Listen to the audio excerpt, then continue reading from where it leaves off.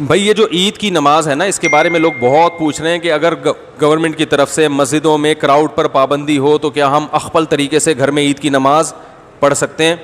گھروں میں عید کی نماز جائز نہیں ہے، نہ جمعہ جائز ہے نہ عید کی نماز جائز ہے، کیونکہ جمعہ اور عید کی نماز کے لیے بیسک شرط جو فقہا بیان کرتے ہیں وہ ہے اذن عام، کھلی اجازت ہو. آپ گھر میں اگر جمعہ پڑھیں دروازہ کھول دیں، سب کو آنے کی اجازت ہے.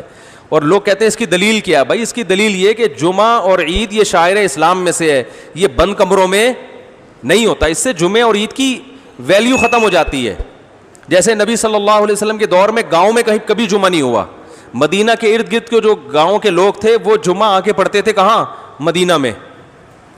گاؤں میں نہیں قائم کیا کیونکہ یہ شاعر اسلام میں سے ہے نا. تو اب یہ کیسی اجازت ہے کہ نبی کے دور میں گاؤں کے لوگ شہر میں آ کے پڑھ رہے ہیں اور یہاں شہر کے لوگ اپنے اپنے گھروں میں بند ہو کے پڑھ رہے ہیں؟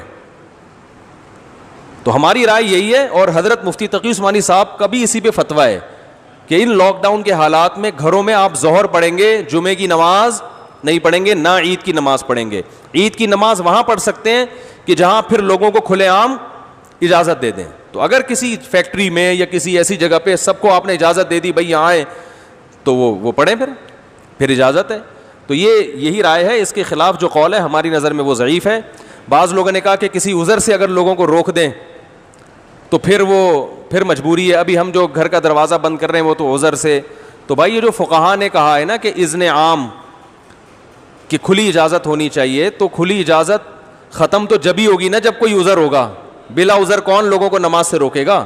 تو فقہا کا مطلب یہی ہے کہ عذر ہو یا نہ ہو آپ نے لوگوں کو اجازت دینی ہے. یہ جمعے اور عیدین کی شرائط میں سے ہے. تو مسلم ملک کنٹری ہو یا غیر مسلم کنٹری، وہاں پر اس بات کا اہتمام کریں کہ عید کی اگر آپ کو اجازت ملتی ہے تو پھر تو ٹھیک ہے، نہیں ملتی ہے تو گھروں میں پھر عید کی نماز نہیں ہوگی، نہ خطبہ ہوگا. اپنے کوئی نوافل پڑھنا چاہے تو پڑھ سکتا ہے، وہ عید نہیں کہلائے گا. اور کیونکہ ایک شرعی عذر ہے تو وہ اللہ معاف کرنے والا ہے، اور کیا ہے.